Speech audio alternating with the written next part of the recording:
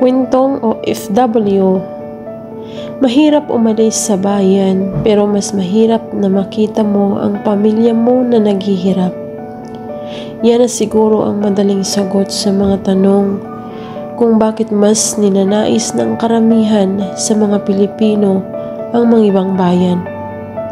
Ano nga ba ang maaasahan sa Pilipinas kung patuloy pa ring nananalakay ang kanser ng kahirapan? Mas hinahangad ng mga Pinoy ang magpaalipin kaysa mamamatay sa gutom ang miyembro ng kanyang pamilya. Ang paglisan sa bayan ay isang desisyon, ito ang totoong laro ng buhay. Mahirap tanggapin ang katotohanang hindi kayang intindihin ng mga iniwan ang tunay na kahalagahan ng pag-alis.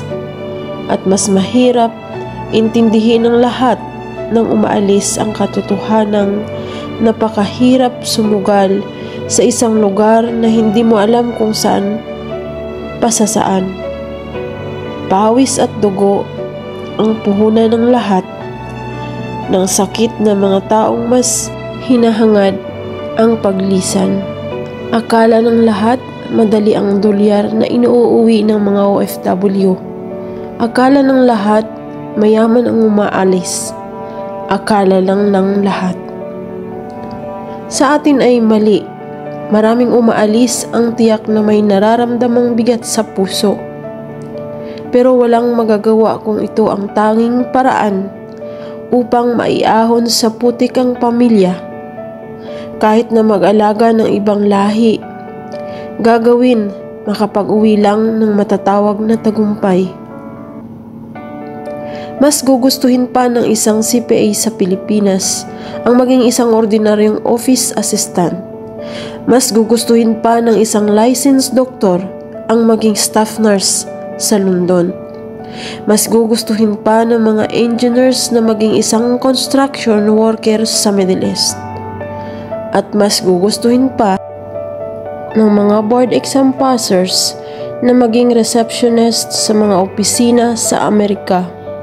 Sa takbo ng mundo at sa pag-ikot ng gulong nito, mas pipiliin mo pa ba ang pride mo at tinapos mo kaysa sa kung ano ang sentimong maipapakain mo sa pamilya mo?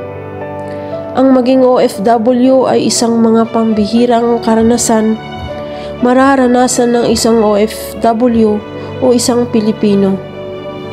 Mahirap magpaalipin, mahirap isipin, mahirap tanggaping ito na ang katotohanan. Hindi po natin masisisi ang mga kapwa nating Pilipino na umaalis.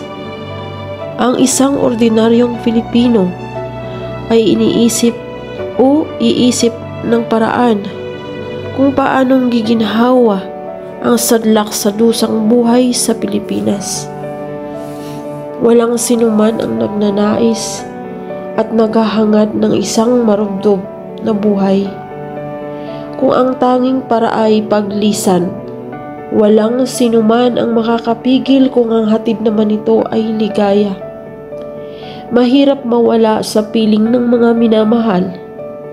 Mahirap ang araw-araw ay litrato na lamang ang iyong kayakap sa tuwing ikaw ay natutulog. Mahirap magpakasaya kung ang sa likod ng iyong utak ay mga naiwan mo sa Pilipinas. Mahirap mangarap ng nag-iisa, pero kung pangarap na ito ang magtatawid sa pamilya mo, walang makakahadlang sa lahat ng nanaisin mo. Masakit alalahanin ang mga luha na iniwan mo sa pagkaway bago pumasok sa NAIA, pero mas masakit na kapag lumipad na ang eroplanong iyong sinasakyan, lalong sasakit pa ang iyong pakiramdam sa bawat araw na magdaan ay pinagmamasdan mo lamang sa hangin ang lahat ng iyong naiwan sa Pinas. Ang buhay OFW ay isang bahala na. Bahala na kung anong maging trabaho. Bahala na kung magkano maging sweldo. Bahala na kung sino maging amo. Bahala na si Lord. So kung anong kapalaran ang mangyari sa aking bagong mundo. Ang kwento ng isang OFW ay kwento ng lahat ng nakikipagsapalaran. Ang buhay abroad ay walang katiyakan. Hindi lahat ay swerte. Thank you for watching.